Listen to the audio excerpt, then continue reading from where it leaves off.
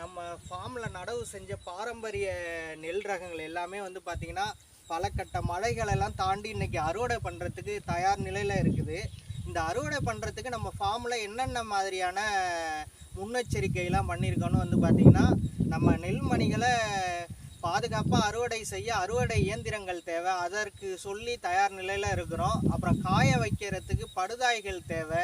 காய வைத்த நெல்களை மூட்டை பிடிக்கிறதுக்கு சணல் சாக்குகள் தேவை. மூட்டை பிடித்த நெல் ரகங்களை கொண்டுட்டு போய் நம்ம ஸ்டோரேஜ் பண்ணுறதுக்கு மர பத்தாயங்கள் தேவை. இது எல்லாமே வந்து பார்த்திங்கன்னா நம்ம ஃபார்மில் தயார் நிலையில் இருக்குது.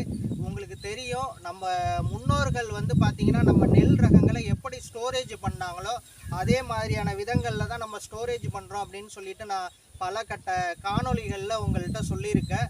அதே மாதிரி வந்து பார்த்திங்கன்னா இன்னும் ஓரிரு நாட்களில் அறுவடைக்கு தயார் நிலையில் இருக்கோம். அடுத்தடுத்த அறுவடைக்கு என்னென்ன நம்ம